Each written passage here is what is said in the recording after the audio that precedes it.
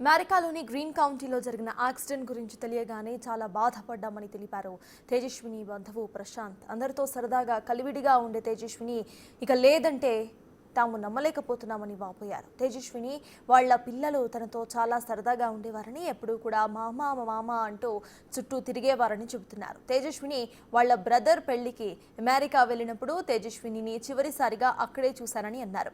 అదే చివరి చూపు అవుతుందని ఎప్పుడూ కూడా అనుకోలేదంటున్న తేజస్విని బంధువుతో మరింత సమాచారాన్ని మా ప్రతినిధి విజయ్ అందిస్తారు.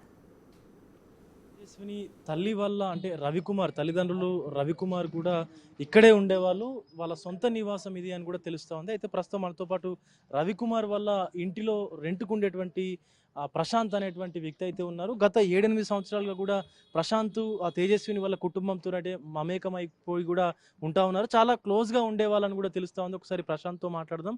ప్రశాంత్ గారు, ఎప్పుడు తెలిసింది అసలు ఈ వార్త మీకు? నిన్న మార్నింగ్ తెలిసింది మాకు.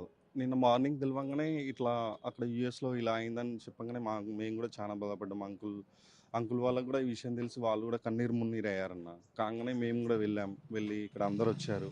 ఇక్కడ మన లోకల్ ఎమ్మెల్యే సార్ కూడా ఇక్కడికి వచ్చి వాళ్ళని పరామర్శించారు.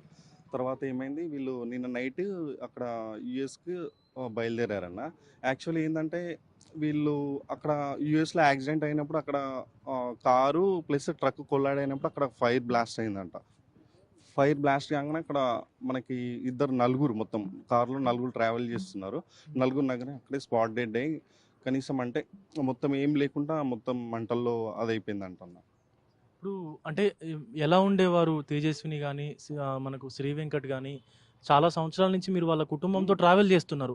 ఎలా ఉండేవారు వాళ్ళు, తల్లిదండ్రులు వాళ్ళు ఎలా ఉండేవాళ్ళు మీతో? చాలా మంచివారు అన్న. మేము ఎందుకంటే 8 years నుంచి ఇక్కడ ఉంటున్నాం, వాళ్ళని చూస్తున్నాం అన్ని. ఎందుకంటే రీసెంట్లీ అంటే వాళ్ళు ఒక 1 year ముందు యూఎస్కి మూవ్ అవుట్ అయ్యారన్న. ఎవరు తేజస్విని అక్క వాళ్ళకిన మూవ్ అవుట్ అయినాక అక్కడ వాళ్ళు సొంత హౌస్ కూడా కొనుక్కున్నారు. అక్కడ సొంత హౌస్ కొనుక్కున్నాక ఇప్పుడు అంకుల్ వాళ్ళు కూడా అక్కడ హౌస్ ఓపెనింగ్ గృహప్రవేశానికి కూడా అక్కడికి వెళ్ళి ఒక 1 month అక్కడ ఉండి అక్కడ స్టే చేసి వచ్చారు. అంతకుముందుకు ఇప్పుడు అక్క వాళ్ళ పిల్లలు కూడా కౌశల్, ఆ చిన్న పాప కూడా ఇక్కడికి వచ్చినప్పుడు వాళ్ళు కూడా మంచిగా వాళ్ళు కూడా బాగా ఇక్కడ ఆడుకునే వాళ్ళు అన్న. అతను కూడా బాగానే ఉండేదన్న. వాళ్ళు ఇప్పుడు లాస్ట్ టైం ఎప్పుడు వచ్చారు తేజస్విని అలాగే శ్రీ వెంకట్ హైదరాబాద్కి? రీసెంట్లీ అంకుల్ వాళ్ళ కొడుకుది మ్యారేజ్ అయింది అన్న ఇక్కడ కొంపెల్లో మ్యారేజ్ అయినప్పుడు అక్క వాళ్ళు కూడా ఇక్కడికి వచ్చారు. మ్యారేజ్ అయిపోయాక మళ్ళీ యూఎస్ మూవ్ అవుట్ అయ్యారు అన్న వాళ్ళు. ఇప్పుడు రవికుమార్కు సంబంధించిన కొడుకు కూడా అంటే తేజస్విని వాళ్ళ బ్రదర్ కూడా యూఎస్లోనే సెటిల్ అయినట్టుగా తెలుస్తుంది కదా? అక్కడే ఉన్నారన్న వాళ్ళు కూడా. అన్న కూడా అక్కడే ఉంటాడు. రైట్. తేజస్విని తల్లిదండ్రులు నిన్న ఈ విషయం తెలియగానే నిన్న రాత్రే హుటాహుటిన అమెరికాకి బయలుదేరి వెళ్ళిపోయారు.